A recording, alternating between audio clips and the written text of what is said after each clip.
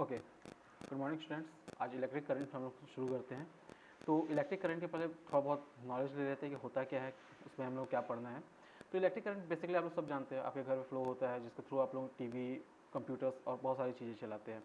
तो electric current के बारे में हम लोग को मेन पढ़ना क्या होता है, इसमें हमको वोल्टेज के बारे में पढ़ना होता है, रेजिस्टेंस के बारे में पढ़ना होता है और करंट के बारे में पढ़ना होता है। और इसका बहुत बेसिक आइडिया आप लोग क्लास 10 में पहले पढ़ चुके हो। कहीं भी करंट फ्लो होता है तो उसके सबसे इंपॉर्टेंट चीज़ क्या है, वोल्टेज। वोल्टेज जब तक नहीं होगा तब तक करंट फ्लो नहीं होगा। ठीक है, तो आपके घर के एग्जांपल समझाता हूँ। आपके घर में जो वायर्स हैं, वायर्स में करंट फ्लो होती है। कब? जब आप स्विच ऑन करते हैं। ये करंट क्यों फ्लो होती है? क्योंकि उस वायर में जो चार्ज कैरियर्स है, इलेक्ट्रॉन्स है, उनके फ्लो होते हैं। उनका फ्लो कब होगा? जब उनके बीच, मतलब उसके दो टर्मिनल्स के बीच पोटेंशियल डिफरेंस हम लोग अप्लाई करेंगे। ओके, तो लाइन बाय लाइन देखते जाते हैं होता क्या है। ठीक है, here from definition it is clear. Electric current, it is defined as rate of flow of electric charge through any cross section of conductor. Okay, अब कंडक्टर क्या है? जो आपके घर का वायर है। आपके घर में जो वायर लगी हुई है उसमें जब इलेक्ट्रॉन फ्लो होगा तो इलेक्ट्रॉन जिस डायरेक्शन में फ्लो होगा उसके अपोजिट डायरेक्शन में करंट फ्लो होता है। यहाँ पे आप डायग्राम से समझिए।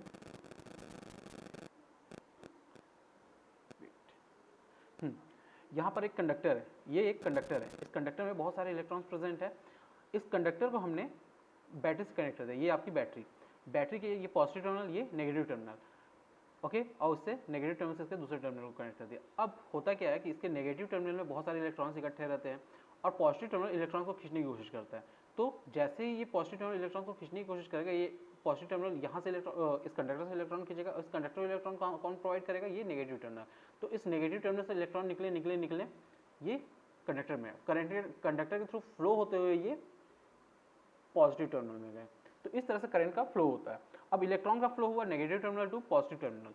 अब इलेक्ट्रॉन का जिस डायरेक्शन में फ्लो होगा उसके अपोजिट डायरेक्शन में आपका करंट का फ्लो होगा। तो ये आपका इलेक्ट्रॉन है और इसके अपोजिट डायरेक्शन में आपका ये करंट का फ्लो होगा। तो करंट का फ्लो कहाँ से कहाँ होता है? From positive terminal to negative terminal.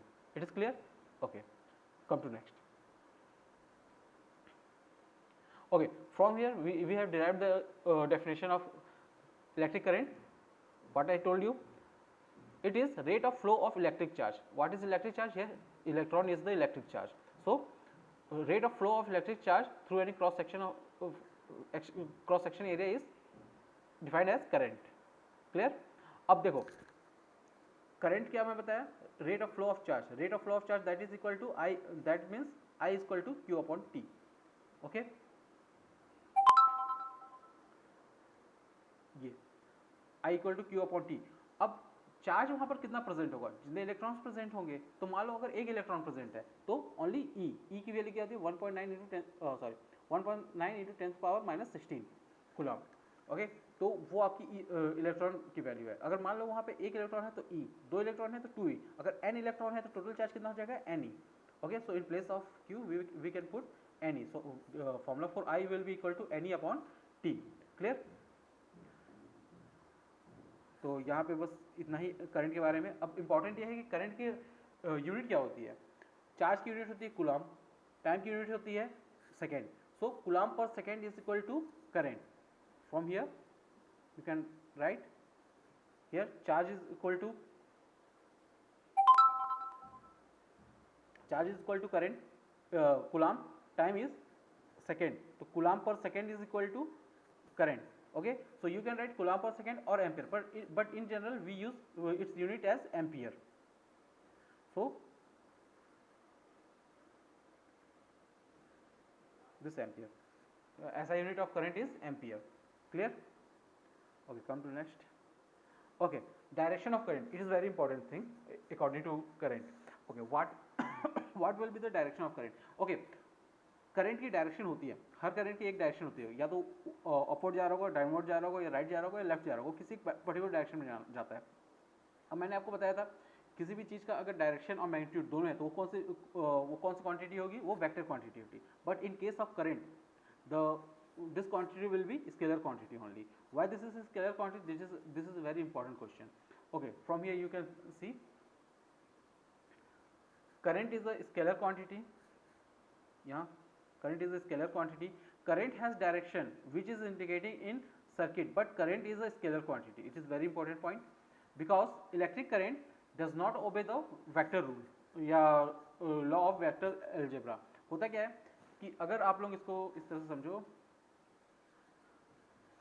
एक करंट आ रही है आपकी इस डायरेक्शन से, मान लो वो ईस्ट जा रही है, ये आ रही है वेस्ट, दो करंट है, दोनों एक दूसरे का अपोजिट फेस में, मतलब 180 डिग्री का फेज एंगल है, तो टोटल इस पॉइंट पे करंट कितनी हो जानी चाहिए, 0 हो जाती है। लेकिन होता क्या है, इस पॉइंट पे जाने के बाद एक तीसरी करंट बनती है, और वो करंट कितनी हो जाती है, इन दोनों करंट का एडिशन, मान लो ये I1 है, ये I2 है, तो ये करंट हो जाएगी I1 प्लस I2। ओके, तो अब ये वेक्टर अलजेब्रा के रूल को तो फॉलो किया नहीं, तो इसको इसलिए हम लोग इसको वेक्टर क्वांटिटी नहीं कंसीडर करते हैं। क्लियर?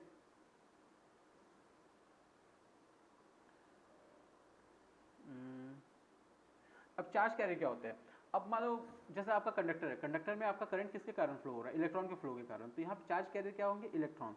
लेकिन ऐसा नहीं कि करंट जो है सिर्फ मेटल या कंडक्टर में ही फ्लो होता है, करंट जो है सेमीकंडक्टर में भी फ्लो होता है, इलेक्ट्रोलाइट सॉल्यूशन में भी फ्लो होता है, तो इन सब में चार्ज कैरियर्स जो अलग अलग होते हैं। जैसे in case of metal charge carrier क्या रहेंगे, इलेक्ट्रॉन्स रहेंगे। अब अगर आप सेमीकंडक्टर की बात करते हैं तो वहाँ पे करंट जो होता है वो फ्लो होता है इलेक्ट्रॉन के कारण तो होता ही है, साथ ही साथ होल्स के कारण भी होता है। Here in case of semiconductor में बेस्ट एक पूरा चैप्टर है, वो आपको मैं आगे वीडियो में पढ़ा दूंगा। लेकिन अभी आप लोग सेमीकंडक्टर को समझ लो कि इसमें करंट जो फ्लो होता है वो इलेक्ट्रॉन के साथ कारण भी होता है और होल्स के कारण भी होता है, इसलिए यहाँ पे चार्ज कैरियर्स क्या हो जाएंगे, इलेक्ट्रॉन्स एंड होल्स बोथ।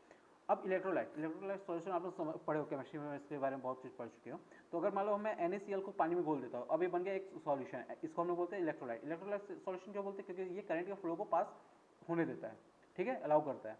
तो अब अगर इसमें आप करंट का फ्लो करवा रहे हो तो इसमें करंट जो फ्लो है किसके कारण होता है, आयन से कारण हो रहा है। अभी आयन्स कौन कौन से होते हैं, Na प्लस आयन और Cl माइनस आयन, ठीक है। तो यहाँ पे चार्ज कैरियर्स क्या हुए, Na प्लस और Cl माइनस, ठीक है। गैसेस कंडक्टर वही चीज़ है, इसमें भी करंट जो फ्लो होगा वो इलेक्ट्रॉन्स के कारण ही होगा, इन पॉजिटिव आयन और इलेक्ट्रॉन्स के कारण, ठीक है। ये उतना इंपॉर्टेंट चीज़ नहीं है। तो ये वीडियो को मैं यहीं पे ख़त्म करता हूँ, नेक्स्ट वीडियो मैं इसके बाद अपलोड करूँगा, जिसमें हम लोग करंट डेंसिटी और ड्रिफ्ट वेलोसिटी वगैरह के बारे में पढ़ेंगे। Okay, thank you.